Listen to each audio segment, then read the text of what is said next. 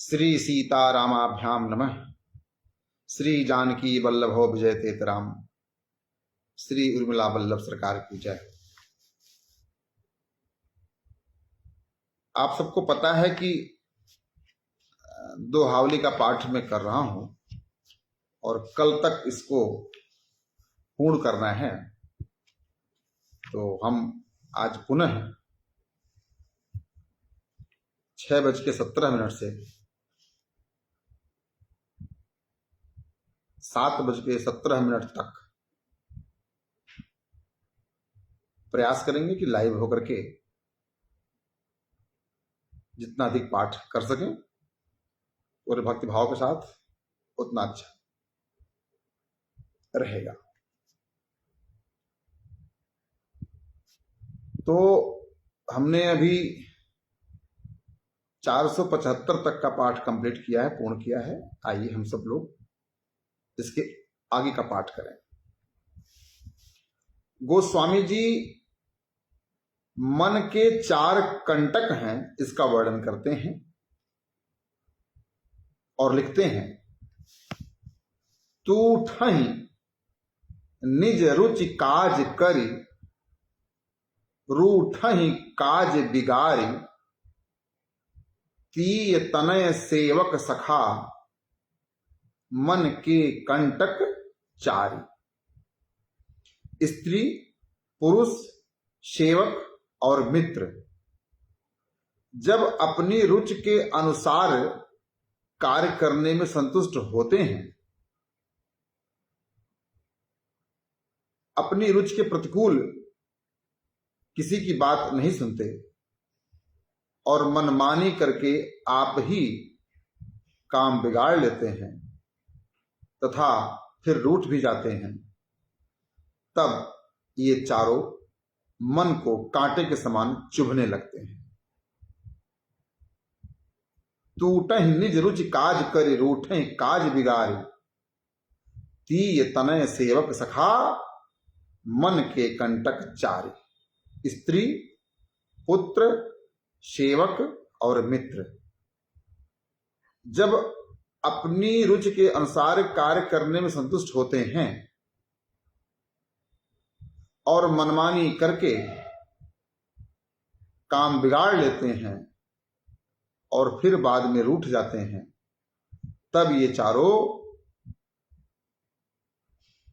कांटे की तरह चुभने लगते हैं। ऐसा गोस्वामी जी वर्णन कर रहे हैं। आगे लिखते हैं कि निरादर कौन पाता है समाज में। निरादर कौन पाता है, कितना प्रिय क्यों ना हो, परंतु आप उसका आदर नहीं करते, वो कौन है? तो लिखते हैं, दीर्घ रोगी दारदी, कटु बच लोलुप लोग, तुलसी प्राण समान तौ, हो ही निरादर जोग। प्राण के समान प्यारे होने पर भी बहुत दिनों के रोगी, दरिद्र, कटु वचन बोलने वाले और लालची, ये चारों निरादर के योग्य हो जाते हैं। कौन कौन? बहुत दिनों का रोगी हो, कितना प्रिय क्यों ना हो, दरिद्र हो, कितना प्रिय क्यों ना हो, कटु वचन बोलने वाला हो, कितना प्रिय क्यों ना हो, और लालची हो, कितना प्रिय क्यों ना हो, ये चारों जन तुलसी प्राण समान तौ, हो ही निरादर जोग। प्राणों के समान प्रिय क्यों ना हो ये चारों लोग, परंतु एक समय आता है जब इनको निरादर ही प्राप्त होता है। आगे लिखते हैं गोस्वामी जी, 5 पदार्थ जगत में ऐसे हैं जो बहुत दुखदाई हैं। पहला क्या है दुखदाई? पाही खेती लगन बट, ऋण कुब्याज मग खेत, बैर पड़े सो आपने, किए 5 दुख हेत। पाही खेती, पाही खेती का तात्पर्य होता है कि जिस गांव में आप रहते हो उससे दूर जाकर दूसरे गांव में खेती करना, यह आपको दुखदाई, यह आपको दुखी प्रदान करता है। दूसरा, राह चलते मनुष्य में आसक्ति, ये भी आपको दुख प्रदान करता है। दूसरा, ब्याज की कर्जदारी, ब्याज की कर्जदारी ये बहुत ही दुखदाई होती है। रास्ते पर का खेत और अपनी अपेक्षा बड़ों से बैर, रास्ते पर कोई खेत हो तो वह आपको दुख ही देता है, और अपने से बड़े से यदि आप बैर कर लेंगे तो वो भी आपको दुखदाई ही होगा, वह भी आपको दुख प्रदान ही करेगा। ऐसा गोस्वामी जी कहते हैं। गोस्वामी जी कहते हैं कि समर्थ पापी से बैर करना उचित नहीं है। धाय लगय लोहा ललक, खैंच ले नई नीच, समर्थ पापी शो बैर, जान बिसाही नीच। जिस तरह लोहा चाव से दौड़कर चुंबक के पास पहुंच जाता है, उसी प्रकार नीच मनुष्य नम्रता प्रदर्शित करके अपनी ओर आपको खींच लेता है। सब प्रकार के समर्थ पापी से बैर नहीं करना चाहिए। यदि आप पापी व्यक्ति भी है और बहुत समर्थवान है तो उससे आप बैर मत कीजिए, अन्यथा आपको मृत्यु ही प्राप्त होगी। तो गोस्वामी जी हमें और आपको क्या करना चाहिए जीवन में ताकि हमारा जीवन मंगलमय हो, इसका निर्देश दे रहे हैं। आगे लिखते हैं, सोचिए गृही जो मोह बस, करई कर्म पथ त्याग, सोचिए जति प्रपंचरत, विगत विवेक विराग। वह गृहस्थ विचारणीय है जो मोह बस शास्त्रगत कर्म मार्ग का त्याग कर देता है। वह गृहस्थ विचारणीय है, सोचनीय है, जो मोह बस शास्त्रोक्त कर्म मार्ग का त्याग कर देता है। और वह सन्यासी भी विचारणीय है, सोचनीय है, जो संसार में आसक्त और ज्ञान वैराग्य से हीन है। तुलसी स्वार्थ सामहो परमारथ तन पीठ, अंध कहे दुख पाई हैं, डिठ आरो कही डीठ। गोस्वामी जी कहते हैं कि जो मनुष्य स्वार्थ के तो शरण हो रहा है, जो मनुष्य स्वार्थ के शरण हो रहा है और परमार्थ की ओर पीठ कर रखा है, वह अंधा कहने पर तो मन में दुख पाएगा, परंतु किसी आंख को लेकर उसे आंख वाला कहा जाए, यह बात ठीक नहीं है। अर्थात आंख हुए बिना उसे आंख वाला कहा भी जाए तो कैसे कहा जाए। हृदय में विवेक रूपी असली आंख होती तो वह भगवान के सम्मुख होने में ही अपना कल्याण समझता और भयंकर विषयों के मोह को त्याग देता। गोस्वामी जी कह रहे हैं कि जिसके हृदय में परमार्थ नहीं है, परमार्थ भाव नहीं है, जिसके जीवन में परमार्थ कार्य नहीं है, सच में आंख होने के बाद भी वह अंधा है। बिन आखिन की पान ही, पहचानत लख पाए, चार नयन के नारी नर, सूझत नीच न माहे। बिना आंख वाली जूती पैर को देखकर पहचान लेती है, किंतु इन चार नारियों के चार आंखें दो बाहर की और दो मन की, ये चार आंखें होने पर भी इन्हें मौत और माया नहीं सूझती। गोस्वामी जी कहते हैं कि जब हम जूता पहनते हैं, चप्पल पहनते हैं, तो वह भी जिसमें प्राण नहीं है वह आपके पैर को पहचान लेती है। परंतु हमारे पास तो चार आंखें हैं, दो तन की आंखें, दो मन की आंखें। इसके बाद भी हम माया के बस सीभूत होने के कारण भगवान को नहीं पहचान पाते। मूढ़ व्यक्तियों को उपदेश नहीं देना चाहिए, क्योंकि वो सुनते ही नहीं है। जो पै मूढ़ उपदेश के होते जोग जहान, क्यों न सुजोधन बोध कह आए श्याम सुजान। यदि मूर्ख मनुष्य संसार में उपदेश के योग्य होते तो परम चतुर भगवान श्री कृष्ण दुर्योधन को क्यों न समझा सकते। इसलिए मूढ़ व्यक्तियों को उपदेश नहीं देना चाहिए। फूल ही फरई न बेत, यद्यपि सुधा बरसद जलद, मूर्ख हृदय न चेत, जो गुरु मिलहि बिरंच सम।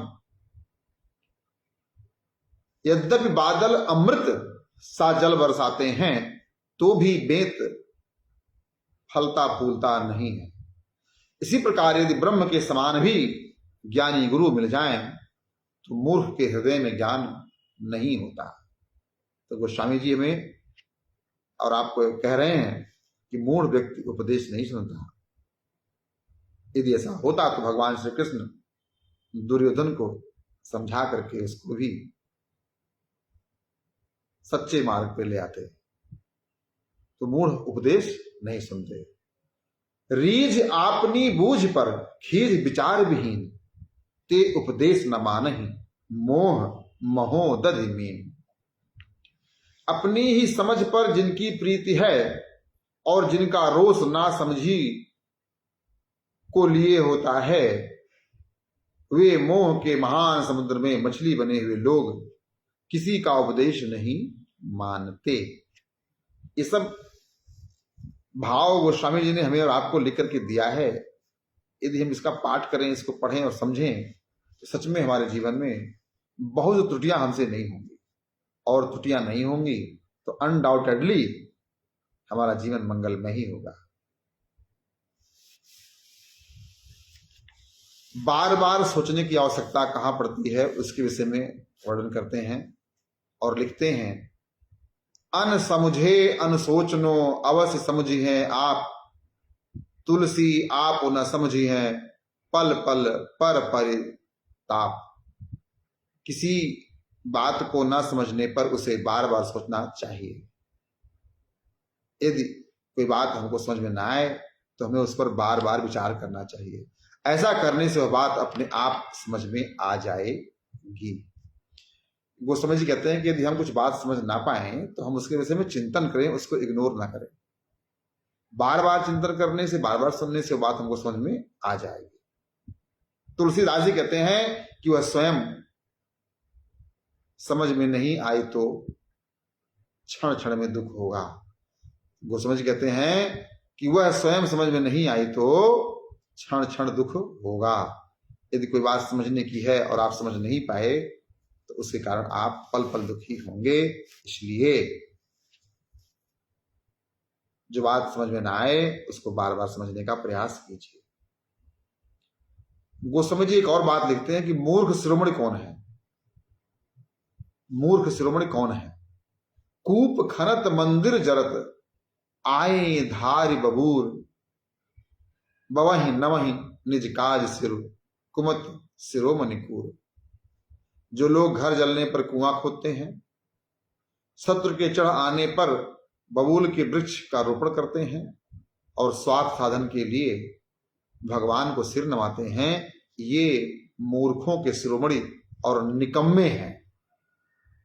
ये कन्फर्म कर दिया गोस्वामी जी ने ये लिख करके। जो लोग घर जलने पर कुआं खोदते हैं ये मूर्ख हैं, शत्रु के चढ़ आने पर किले की रक्षा की ओर चारों ओर बबूल के वृक्ष रोपते हैं, ये मूर्ख हैं। स्वार्थ साधना के लिए भगवान को सिर निभाते हैं, ये सभी लोग मूर्खों के शिरोमणि हैं। अर्थात ये यह बुद्धिमत्तापूर्ण कार्य नहीं है।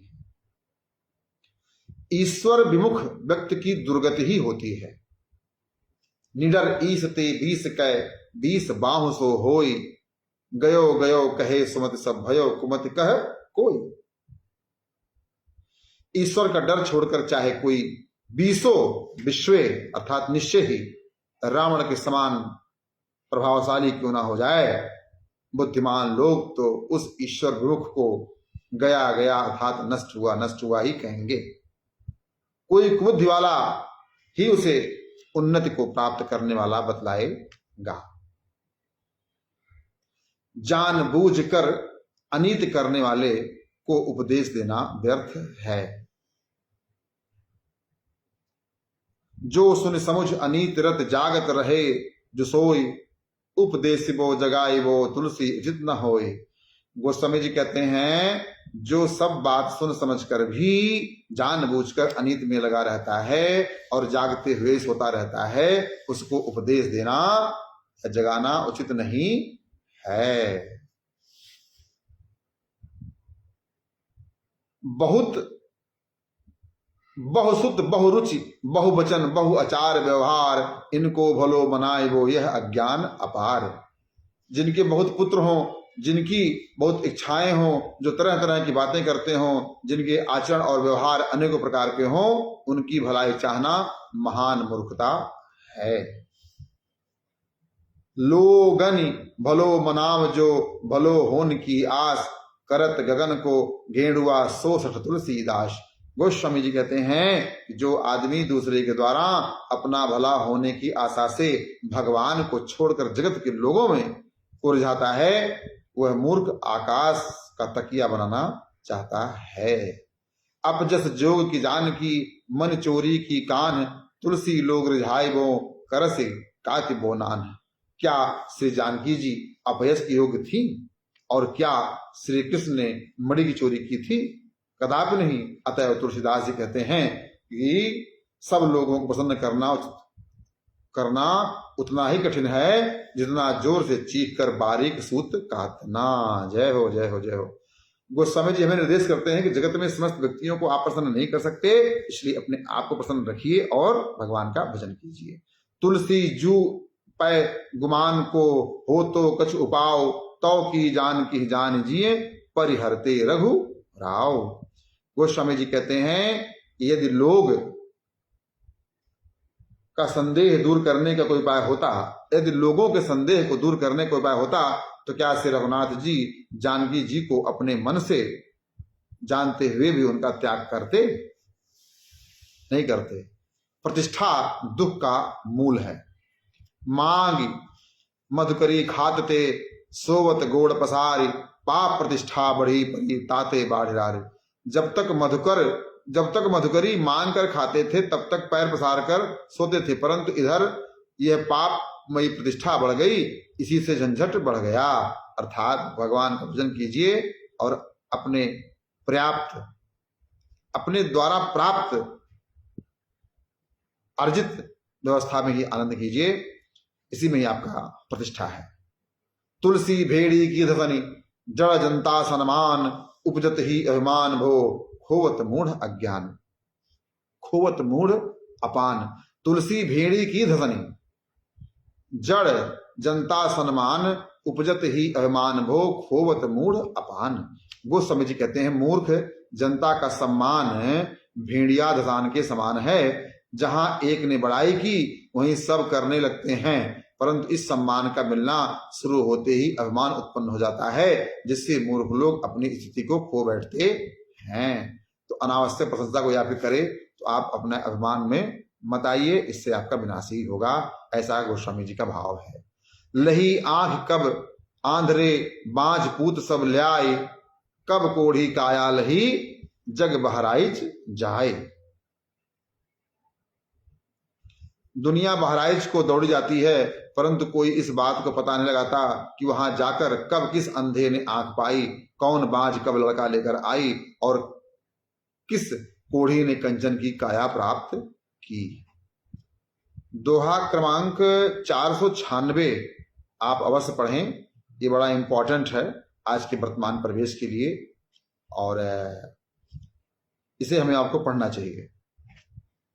ये बहुत ही इंपॉर्टेंट ऐतिहासिक घटनाक्रम है, इसका वर्णन गोस्वामी जी ने किया है और हम भी इसे करेंगे, परंतु पुनः कभी करेंगे। ऐश्वर्य पाकर मनुष्य अपने को निडर मान लेते हैं। तुलसी निर्भय होत नर, सुनियत सुरपुर जाय, सो गति लख व्रते, अछत तनु सुख संपत्ति गति पाए। गोस्वामी जी कहते हैं कि सुना जाता है कि स्वर्ग में जाकर जीव निर्भय हो जाता है, परंतु ऐसी दशा तो यहां इस शरीर के रहते भी सुख संपत्ति और ऊंची पदवी पाने पर देखी जाती है। लोग कहते हैं कि स्वर्ग में आदमी होता है निर्भय, लेकिन धरती पे भी लोग धनवान हो जाते हैं, सम्मान होते हैं, पदवान हो जाते हैं, तो यहां भी लोग निर्भय हो जाते हैं, इसका वर्णन करते हैं। परंतु यह वास्तविक निर्भय नहीं है। हमें परमात्मा के चरणों में जाकर के ही निर्भय होने की आवश्यकता है। उस हेतु हमें भगवान की भक्ति करनी है। तुलसी तोरत तीर तरु, बक हित हंस बिडारी, विगत नलिन अलि मलिन जल, सुर सरहि बढ़ी आरी। गोस्वामी जी कहते हैं गंगा जी भी बढ़ जाने पर अपने किनारे वृक्षों को तोड़ डालती हैं, बगलों के लिए हंसों को भगा देती हैं, कमल और भंवरों से रहित और मलिन जल वाली हो जाती हैं, अर्थात पार्थिव ऐश्वर्य बढ़ जाने पर सज्जनों में दोष आ ही जाते हैं। वे अभिमान भरकर पड़ोसी आश्रितों को मिटा देते हैं, मूर्खता व सच्चे पुरुषों को अपने पास से हटाकर दंभियों को आश्रय देते हैं और कुसंगत के कारण सद्गुणों से रहित होकर के पाप जीवी हो जाते हैं। जब वर्षा ऋतु आती है ना, तो गंगा मैया भी ओवरफ्लो हो जाती हैं और अपने प्रेमी जनों को जिसके कारण वो बची रहती हैं उन सबको मिटा देती हैं। तो गोस्वामी जी कहते हैं कि ऐसे ही जब धन प्राप्ति होती है, यश की प्राप्ति होती है, तो हम भी मूर्खता करके अपने प्रियजनों को अपने से दूर कर देते हैं और यह विनाश का मूल कारण है। अधिकारी बस अवसरा भले जानिबे मंद, सुधा सदन बस 12 चौथे चौथियों चंद। अधिकारी बस अवसरा भले जानिबे मंद, सुधा सदन बस 12 चौथियों चंद। बुरा समय आने पर भले ही अधिकारियों को भी बुरा ही समझिए, बुरा समय आने पर भले अधिकारियों को भी बुरा ही समझिए। चंद्रमा अमृत का भंडार होने पर भी 8वें 12वें और चौथे स्थान में पड़ने पर भादौ सुधी चौथ के दिन देखने पर हानिकारक हो जाता है। गोस्वामी जी स्पष्ट वर्णन करते हैं भैया जब बुरा समय आए, जो उचित व्यक्ति है ना वो भी बुरा ही हो जाता है। जब परिस्थिति बदलती है हमारे जीवन की, जब कोई कष्ट आता है तो हमारे अपने भी हमको छोड़ देते हैं। इसी बात को गोस्वामी जी हमें और आपको दोहा क्रमांक 499 में कह रहे हैं। अब हम लोग पढ़ रहे हैं 500, ये अंतिम दोहा है, इसके बाद हम लोग कल पाठ करेंगे। नौकर स्वामी की अपेक्षा अधिक अत्याचारी होता है, ये भाव है। और लिख रहे हैं गोस्वामी जी, त्रिविध एक विध प्रभु अनुग, अवसर करहि कुठाठ, सूधे टेढ़े सम विषम, सब मह 12 बाट। अवसर पड़ने पर मालिक यदि एक प्रकार से बुराई करता है तो उसके अनुगामी सेवक 3 प्रकार से करते हैं। वे सीधे सज्जनों से भी टेढ़ा बर्ताव करते हैं, समता में विषमता करते हैं और सब कामों को नष्ट भ्रष्ट कर देते हैं। तो भैया आजकल मालिक से अधिक नौकर दुर्व्यवहार कर रहे हैं, तो हमें और आपको ऐसे लोगों से भी बच के रहना है जो किसी बहुत बड़े व्यक्ति के नौकर हों, क्योंकि ये अपने उस अधिकार का प्रयोग नकारात्मक रूप में करते हैं। 501 प्रभुते प्रभुगण दुखद लख, प्रजहि संभारे राव, करते होत कृपान को कठिन घोर घन घाव। मालिक की अपेक्षा मालिक के परिचारक वर्ग विशेष दुखदायी होते हैं। इस बात को विचार कर राजा को चाहिए कि वह स्वयं अपनी प्रजा को संभाले, क्योंकि हाथ की चोट की अपेक्षा हाथ में पकड़ी हुई तलवार की चोट बहुत ही कठिन और भयंकर होती है। बोलिए जय जय सिया राम। तो आज हम लोगों ने 501 तक का पाठ किया है। अब मात्र 72 दोहे बचे हुए हैं, जिसका पाठ हम लोग कल तक पूर्ण करेंगे। और कल शनिवार है, 5 जुलाई है, तो 5 जुलाई तक हम लोग दोहावली का पाठ प्रभु कृपा से पूर्ण कर लेंगे। तब तक के लिए जय श्री राम, सादर प्रणाम। राजू सिंह जी देख रहे हैं भैया, आपको राम राम। प्रद्युम्न पांडे जी देख रहे हैं भैया, आप सभी को राम राम, सादर प्रणाम। जय श्री राम। परमात्मा आपका कल्याण करें।